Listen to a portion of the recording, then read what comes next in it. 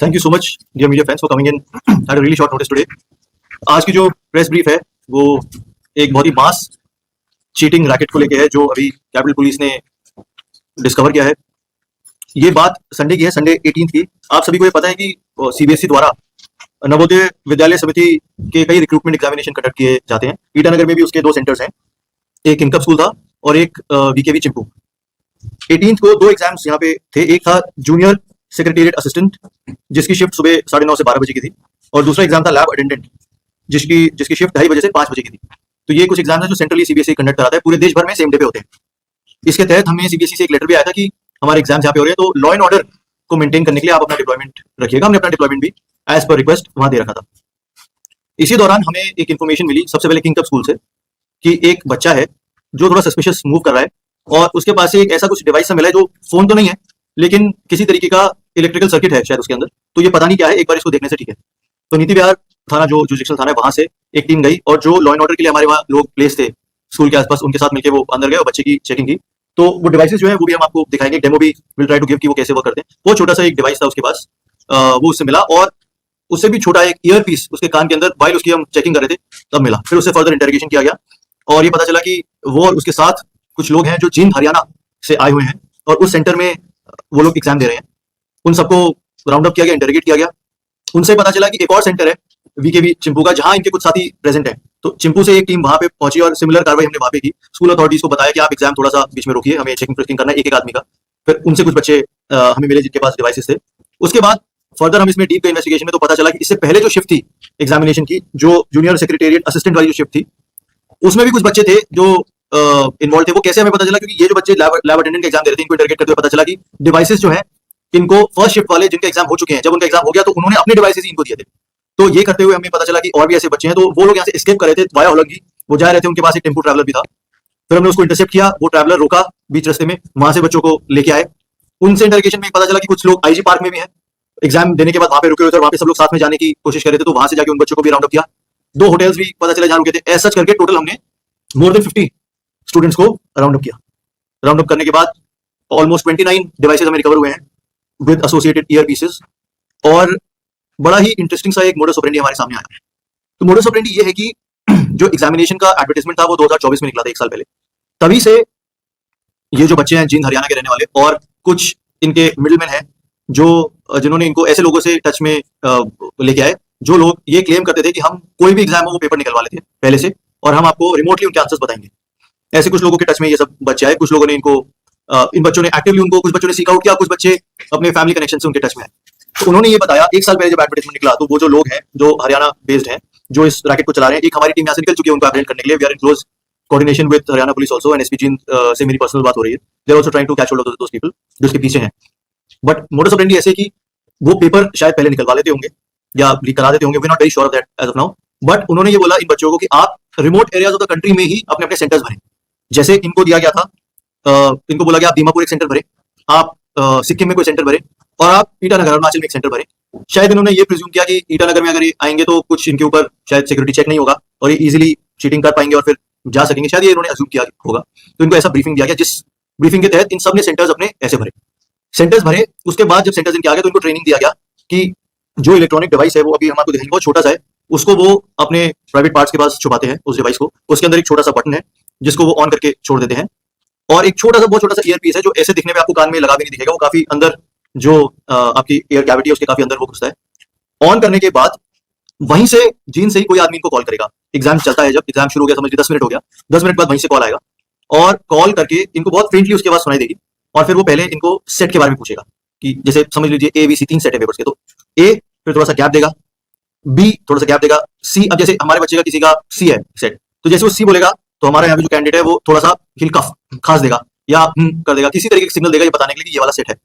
और जब उसको क्लियर हो जाएगा उसका जो भी वहां पे पार्टनर है कि ये सेट है, तो उसके बाद वो क्वेश्चन वाइज ऑप्शंस बताने लग जाएगा, और ये उनको सुन के जो भी करेक्ट ऑप्शन है उनके हिसाब से वो मार्क करने लग जाएंगे। जैसे पहला एग्जाम ओवर होगा, जैसे जो जूनियर सेक्रेटेरिएट असिस्टेंट का एग्जाम था उसमें जो बच्चे बाहर निकलेंगे फिर वो बाकी जो डिवाइसेस थे वो अपने बाकी साथियों को दे देंगे, और उनके जो बाकी साथी हैं वो दूसरा एग्जाम देंगे।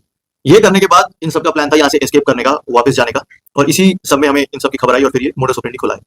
हमें यह भी पता चला है कि ये एग्जाम जो चीटिंग का जो स्कैंडल है, हमने तो यहाँ पे इसको क्रैक किया है। सिमिलरली सिक्किम में भी ऐसी खबर आई है जो सीबीएसई तक पहुंचाई गई है, और इसके अलावा चंडीगढ़ में भी ऐसी खबर आई है जो सीबीएसई तक पहुंचाई गई है। बाकी जो सेंटर्स इनको बोला गया, इनको दीमापुर एक सेंटर बोला गया था, इनको देहरादून का भी एक सेंटर बोला गया था भरने के लिए, वहां से वहां चीटिंग हुई है या नहीं हुई है, और अगर हो गई है तो पकड़ी गई या नहीं पकड़ी गई, इसकी अभी खबर हमारे पास नहीं है।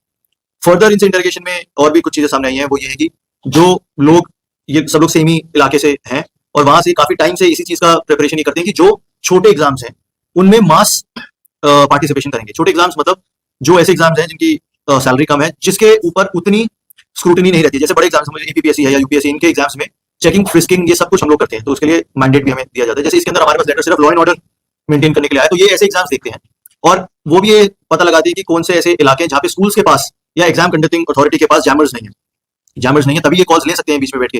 जैसे हमारे यहाँ पे जो भी इन्होंने, और भी जगह जहाँ पे नहीं है उन्होंने पता लगाया और वहां पे इन्होंने मास चीटिंग करने का ऐसा प्लान बनाया। अब तक हमने 2 केसेस रजिस्टर किए हैं, एक नीति विहार में, एक चिंपू में, जिसके अंदर हमने 61, 112 और 318 BNS, 66D of IT act और section 10 and 11 of the public examination prevention of unfair means act 2024 लगाया, जिसमें 5 से लेकर 10 साल तक की सजा है। ये कंटिन्यूड इन्वेस्टिगेशन है क्योंकि हमारी पैरेलल रेड अभी हरियाणा में भी चल रही है, हरियाणा की टीम के साथ मिलकर, इनके पीछे के लोग हैं उनको अनकवर करने के लिए। और इसके अलावा इनसे भी पूछताछ में हम ये भी पता लगाने की कोशिश करें कि इनके कोई लोकल कॉन्टैक्ट्स भी हैं या नहीं, जिसकी वजह से ये इतने इम्बोल्डन हुए कि यहाँ पे आके इस तरीके की कार्रवाई कर सके। So as of now 53 people on record have been arrested, और अभी हमारे पास वो पुलिस कस्टडी में है, अभी हमारे रिमांड पे है और उनसे फर्दर इंटरोगेशन चल रहा है।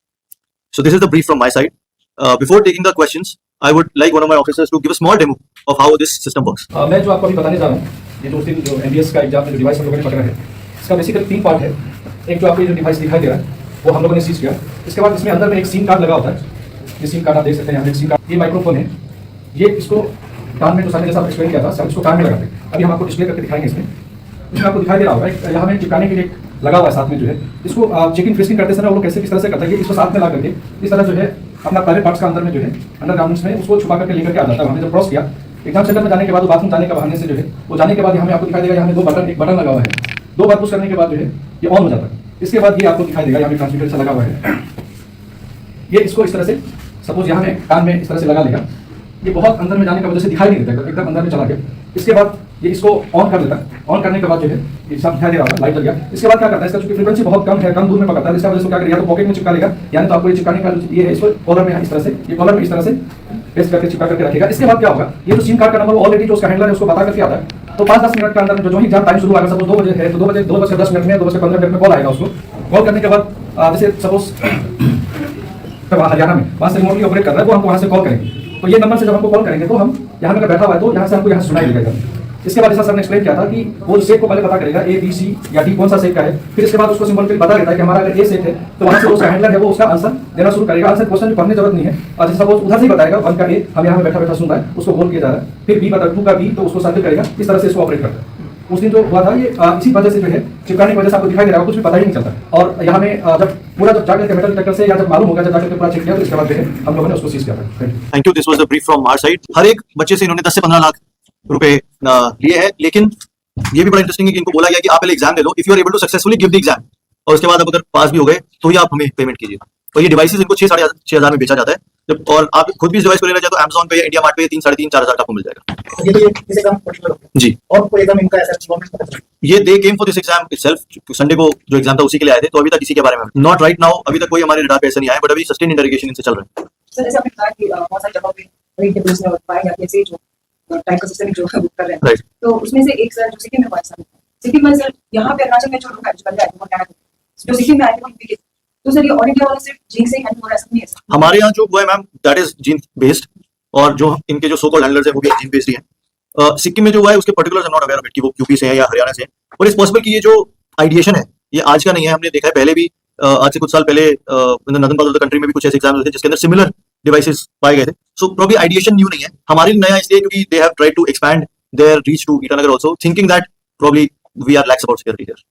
सर आपने क्या कि वो कैसा डिजिटल से वो Hopefully we'll be catching a few more people in the next few days, but now we are focusing on the people behind the scenes. तो ये लोग एक्सपर्टीज क्या है, तो बैकग्राउंड में क्या होगा, education background Nothing at all. जो मिनिमम एजुकेशन क्राइटेरिया ये बस उसी को उसी के तहत ये लोग चलते हैं। और जो एग्जाम्स में जो क्वेश्चन पूछे गए कुछ लोगों से इंटरोगेशन के दौरान पता चला कि सब्जेक्ट मैटर के बारे में उन्हें बिल्कुल ही नॉलेज नहीं। जो सेकंड काम होगा इसको क्या करते हैं आप सिविल से हमारा काम लॉ एंड ऑर्डर मेंटेन करना था इस पर्टिकुलर एग्जामिनेशन। इनफैक्ट इनके 14 से लेकर 19 तक कुछ कुछ एग्जाम्स हैं, इनमें हमारा चेकिंग फ्रिस्किंग नहीं रहता है। चेकिंग फ्रिस्किंग सिर्फ हमारा उनमें रहता है जिनका रिक्वेस्ट आता है, जो बड़े एग्जाम्स हमारे होते तो ये जो दो सेंटर कैपिटल कॉम्प्लेक्स का जो हुआ है, जी। वो अभी प्रतिक्रिया भी आपने बताया, क्या हमारे जो सेंटर्स में था वो वहाँ के स्टाफ लोगों का भी कोई इन्वॉल्वमेंट लग रहा है? अभी अभी अगर इतना बड़ा स्कैम हाँ। 50 आदमी को अरेस्ट करना हो तो छोटा स्कैम नहीं हो। हैं।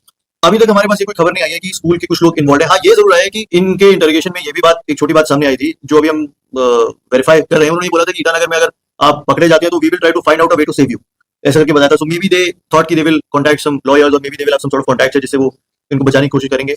बट ऐसा कोई इंडिविजुअल जो अभी इन्वॉल्व है हमारी स्टेट का या फिर हमारे सिस्टम से लिंक्ड, ऐसी किसी की खबर अब तक नहीं है। ये जो एग्जाम में पहले भी यहाँ अरुणाचल प्रदेश में काफी ऐसा हुआ है, लेकिन ये लगता है एक नया एक्सपेरिमेंट हो गया लगता है अरुणाचल पुलिस के लिए भी और इन्वेस्टिगेशन एजेंसी के लिए भी। ऐसा भी हो सकता है। एब्सोल्युटली। इसके लिए हम यही कहना चाहेंगे कि जो हर एक एग्जाम है, या तो अब हर एक छोटे से बड़े एग्जाम में अगर हमको सिक्योरिटी देना है, चेकिंग फ्रिस्किंग करना है, देन वी आर रेडी। हमको इस तरीके का अगर रिक्वेस्ट आएगा then we are ready to do it. और अगर वो चाहते हैं कि खुद से एग्जाम्स को कंडक्ट करें तो मेरा ये रिक्वेस्ट रहेगा कि एटलीस्ट स्कूल्स में अब जैमर्स आ जाने चाहिए जो किसी भी तरीके का इलेक्ट्रॉनिक कम्युनिकेशन को जैम करें उस वक्त के लिए। तो अभी क्या होगा सर, कानूनी कार्रवाई आपको क्या क्या करना है? अभी हमने 2 केसेस, जैसे बताया मैंने मनोज जी, 2 केसेस हमने रजिस्टर किए हैं और जो लोग अरेस्टेड हैं वो उनमें से सभी का हमारे पास अभी पुलिस रिमांड है 4 दिन का, और फर्दर उनसे इंटरोगेशन चल रहा है और उनके बिहाइंड द सीन्स जो भी लोग हैं उन तक पहुंचने की कोशिश कर रहे हैं। सीबीएसई को भी हम एक लेटर लिख रहे हैं, ये जो कार्रवाई हुई है इसके तहत वो क्या एक्शन लेंगे उनके एंड पे, that is up to them. और जैसा आप मैम आप बता रहे थे कि दूसरे किसी सेंटर में किसी और स्टेट से है, तो प्रॉब्ली वहां से भी सिमिलर कार्रवाई चल रही होगी। And if this turns out to be something even bigger, तो जैसे जैसे जो लीगल प्रोसीडिंग होगा, टू दैट। सर आपने बताया कि आप सीबीएसई को लिखोगे और उसमें सर आप पुलिस नागरिक हुआ क्या उनका मेंशन जी तो अभी शुरुआत में आपने बताया था कि शायद उनके पास क्वेश्चन पेपर्स टाइम से पहुंचा जी। जिनको आंसर शीट बनाने की है। तो इसमें तो सर नवोदय विद्यालय समिति का मतलब इनसाइडर्स तो है। मेरा ये मानना इसलिए मैम क्योंकि जो हमने इंटरोगेशन किया है उसके अंदर जो बच्चों ने बताया वो ये बताया कि एग्जाम शुरू होने के